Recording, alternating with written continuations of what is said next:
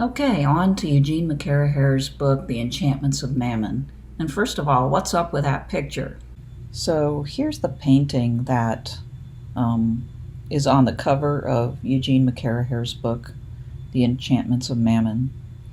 And I was curious, who painted this. This is all of it. It cuts off Mammon, the god, I guess, at the face. The artist, Evelyn de Morgan, is the artist's name. See right here, Evelyn de Morgan. And what it says of her work is below. As a spiritualist, Evelyn was obsessed with the opposing concepts of materialism and spiritual well-being, and she returns to this theme in several of her paintings, the most overt representation being in her painting, The Worship of Mammon, which she painted in 1909. Mammon is the god of worldliness. The word in Syriac means riches and occurs in the Bible, in Matthew's Gospel, which states, "You cannot serve two masters. You cannot serve God and Mammon." And the rest of this presentation will feature some more paintings by the same artist. Just enjoy, they're beautiful. I want to emphasize that McCarraher's criticism of capitalism is not Marxist. It's from the Romantic tradition primarily. Occasionally he mentions Marx, but always partially, because it's almost like he's saying, oh, Marx got this right. He didn't know exactly what he was saying because he didn't understand it right, but, he did point this out. So for the most part, McCarraher draws from the Romantic tradition. It's got problems of its own, but totalitarian communism is not one of them. So we can kind of hopefully put that on a shelf for a while. Not every anti-capitalist critique comes from Karl Marx. So this is McCarraher. Kind of looks like Chris Christopherson back in the day or something like that. He is an associate professor of the humanities from Villanova University, probably soon to be a full professor because of this book, which was 20 years in the making. I saw somewhere in some blog post or something from him that it was originally, the plan was that he would publish it in 2006. So it took a lot longer. And I mean, the results are tremendous. This is not a book that you could write in a couple of years. It's very lengthy, and it's lengthy in a good way.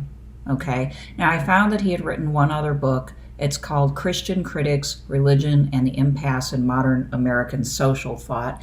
And then he's written an awful lot of publications for the interested public in the Christian vein. So Plow Magazine, Commonweal, the Hedgehog Review, and other Christian magazines and journals that tend to lean left or moderate to left in their general orientation towards social issues and theology, but are solid publications. And it's to Villanova's credit that this man actually exists and is a faculty member, because he's doing what we should do, which is, spending a good deal of time producing quality works, and at the same time communicating with the public in these other venues. Okay, so this book was primarily written before Charles Taylor's book, A Secular Age, came out, and I think it would have benefited from a full reading and incorporation of Taylor's work. I think that, in a way, McCarraher doesn't do Taylor justice. He says something like, Taylor just sort of regurgitates Max Weber's treatment of disenchantment, and then he adds a little, hope that people can become enchanted again. That's not, a proper critique of Taylor's monumental work. There's a lot there. And I think that he would have incorporated it better if it had come along at the right time. But let's then take a look at what McCarraher starts out with in the prologue, okay? He does mention Taylor, but most of his focus is on Max Weber, which is where he gets the accepted view of enchantment and disenchantment in the development of Western history. So he starts out with this kind of tale as told by Weber.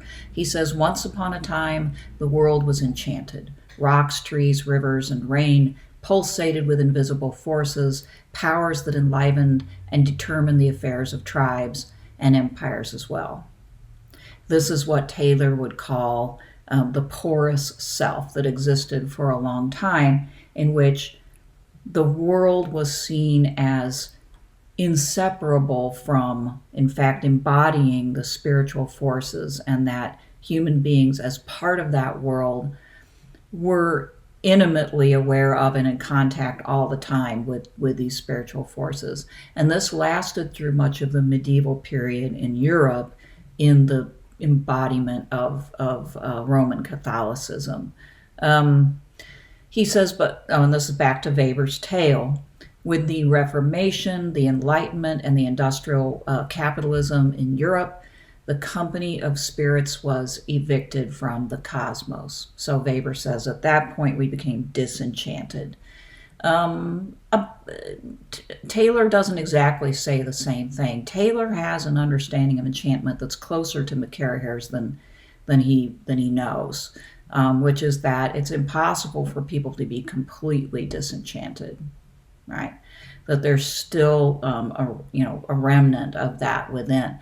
And it can be abused, and it can be channeled into other less suitable sources than religion. But yet Taylor emphasizes greatly, it's true, the disenchantment, the lack of belief in gods, which makes people more susceptible to enchanting, let's say, other more worldly things. But more on that in a bit. McCarraher basically takes Weber's story and he explains it thoroughly, and then he critiques it. But here he says, to culture still mired in the backwaters of enchantment, capitalist modernity was marketed as the greatest jubilee season in history. Breaking the shackles of immemorial customs, capitalism offered the sale of commodities, not the dutiful worship of relics. The fulfillment of the self, not the subordination to the past, the romance of the present, and the promise of the future, not a veil of tears and a hope beyond the grave. Again, basically the Weberian story, right? Capitalism, as Marx even said, shattered the veil of illusions, right?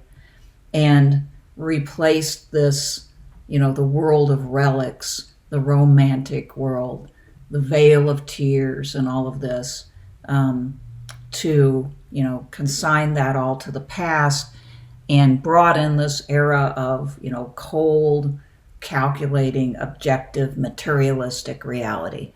There's a lot of truth to that, right? But McCarraher, again, wants to argue that this is not the whole story. There's that quote from Marx, and I hope you've been enjoying this artwork. This one is Blindness and Cupidity Chasing Joy from the City. He quotes Marx. He says, Marx thought that capitalism drowns the most heavenly ecstasies of religious fervor in the icy waters of egotistical calculation. So Marx and Weber, similar on that score. Yet, he says, this is McCarraher, despite the secular veneer of capitalist life, it's not at all clear that enchantment lies lifeless in the Arctic mercenary deep. Okay, now this is McCarraher's unique contribution in this book, which we're going to explore, and which other authors don't, or don't do it nearly as thoroughly and as well as he does. And that is that capitalism, even though we tend to think of it as just an economic system, and furthermore, most of us think of it as a mechanistic one that runs on objective principles of self-interest, and it really is a very materialistic thing, doesn't have anything to do with spirituality. McCarraher is going to try to thoroughly prove that's not true. So for McCarraher, the central point is to try to prove that capitalism is not just an objective economic system. In fact, it's not just an economic system at all, and it's even more than a political and economic ideology. It's a religion, and that takes some doing. This one is, the light shineth in the darkness, and the darkness comprehendeth it not. McCarraher says, far from being an agent of disenchantment, capitalism, I contend, has been a regime of enchantment, a repression, displacement, and renaming of our intrinsic and inveterate longing for divinity. Okay? So here we get a little deeper. And again, his whole book is going to be about this, so, get ready. Like, he's going to show this in detail. We have this longing for the divine, both within ourselves, to experience it to a certain extent, to become a part of it, to participate in it, and to worship it, as something far greater than ourselves. Another way to put this is that people have a strong instinct to believe in and be a part of something that transcends themselves, right? And so capitalism, McCarraher is saying, is stepped in to fulfill that role, that people have developed a faith and a belief in capitalism in many respects. They put their aspirations into it, their admiration into it, their worshipfulness into it. It is imbued with this sort of godlike property in which, everything can be solved by it ultimately, that it is like the magic bullet that will be able to shoot down all of our problems eventually. He says capitalism is a form of enchantment, perhaps better, a misenchantment, a parody or perversion of our longing for a sacramental way of being in the world. So it's a misenchantment.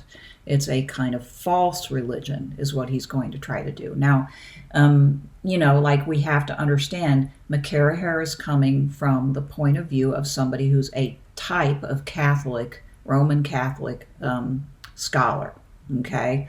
And so these are not, metaphorical words for him, right? Like, he is literally saying that the capitalism offers false sacraments, so instead of the Eucharist, which is in the Catholic belief, literally communion with Christ, okay, we have Eucharistic things that are created, Eucharistic ideas that are generated, that promise fulfillment and union with something greater than themselves, and indeed are physical embodiments, like the Eucharist of the Catholic tradition is, of what is mistaken for God. So very intriguing. Now, there is somebody who generally came up with these ideas long before McCarraher, but McCarraher doesn't seem to be aware of Carl Jung's political thought. He's just aware enough of Jung to denigrate Jung and kind of associate him, like a lot of people do, with New Age kooks, what he considers New Age kooks. Like New Age spirituality. And he clearly disdains that. And as a Catholic Christian, he probably should. And yes, Jung has been associated with that, but he didn't choose to be. And if you actually read what he wrote, it's very substantial. And he devotes a lot of ink to this very idea that Catholic Christianity, or Christianity more generally, has become sort of sucked up, into secular religions as disenchantment occurred against Christianity in these things that Weber mentioned, like the Protestant Reformation. We'll get into all that, why that was a problem for this enchantment and then disenchantment. The Industrial Revolution, and before it, the Scientific Revolution.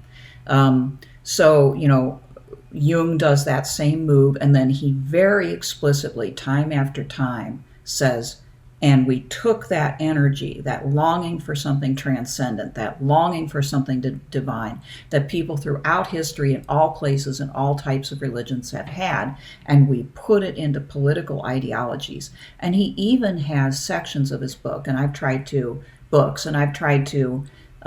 elaborate on this as best I can in my book on the rise of the new right, Carl Jung's political thought. I'll put a link to it in the notes below. I've tried to show that he himself, to a certain extent, made that analysis of capitalism. It is in his writings.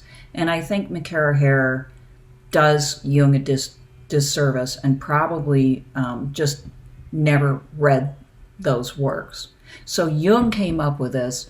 Also, I think Charles Taylor deserves a little bit more credit. And he would have profited from a reading of Jung that was more objective. Nevertheless, he does way better than Jung on elaborating how capitalism is a full-blown faith, okay? But anyway, he says, to be genuine and enduring, a re-enchantment of the world must begin in a dissent from the prevailing wisdom about disenchantment, okay? So we can't do the Taylor number, he says, and accept disenchantment, because if our world has truly become disenchanted, then how do we ever get it back? We can't. And Taylor really kind of admits that in his work, even though he hopes somehow we can. McCarraher says, might it be better to claim that we have never been disenchanted? And that's what Carl Jung does. Very much so, repeatedly, okay? So he makes that Jungian move. I know you wouldn't like hearing that, but he makes that Jungian move to say, nope, we've never been disenchanted, and we never can be. It's where that energy is going to go. And then McCarraher says, perhaps the immanent frame, that's Taylor's language, has always been permeable or porous, Taylor's language again, while the buffered selves that ward off transcendence have been more porous than we ever imagined. I totally agree with that. I do think that also Eric Voegelin has written about the same phenomenon from I believe, a Catholic perspective. So Voegelin is another scholar that McCarraher missed. But before I'm not dissing him too much because this is a great book, but he does primarily run in the theological scholarly circles. And we all know that scholarship tends to be siloed, right? Like if you're a Christian theologian, you read mainly other Christian theologians. You don't read political, social thought, right? Maybe not science either. I don't know. It doesn't matter in this case. He does mention Terry Eagleton, kind of a radical theologian of sorts. I haven't read too much Eagleton, but I can say, what I have. Kind of a radical thinker. Very good reading. I recommend Terry Eagleton. McCarraher says, Eagleton has argued that the Supreme Being, quote, has proved remarkably difficult to dispose of. There we go. There's somebody who says the same sort of thing. Ever since the Enlightenment, surrogate forms of transcendence have scrambled for the crown of the King of Kings: reason, science, literature, art, nationalism, but especially culture. Okay, so he does point that out. All right, this is Earthbound.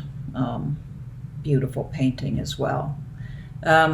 All right, I'll leave you with a couple more quotes here. This is, again, the prologue, so we're just getting into this. And McCarraher's greatest contribution is the massive amount of historical evidence that he brings to show and detail the progress and the process towards this end of the worship of Mammon. So he says, I want to go one step farther than all of these, right, let's just say, and argue that the world does not need to be re-enchanted because it was never disenchanted in the first place. I hope to demonstrate that capitalism has been, as Walter Benjamin perceived, a religion of modernity, one that addresses the same hopes and anxieties formerly entrusted to traditional religion. Okay, so I guess what I'm saying is, even though this is not as maybe novel an insight as McCarraher thinks it is. McCarraher does something that no one else has done. And so what I'm going to do as I go through this book is I'm going to be very selective because it's so huge. But I'm going to pull out some of his excellent examples that he gives to show, how this all developed. In particular, how it developed in the United States, where Protestant pastors and theologians started to really marry capitalist values with Christian values. All right, so I'm excited. I think this is a great book. It very much resonates with my own work and my own interests, and I'm actually only halfway through it because it's gigantic.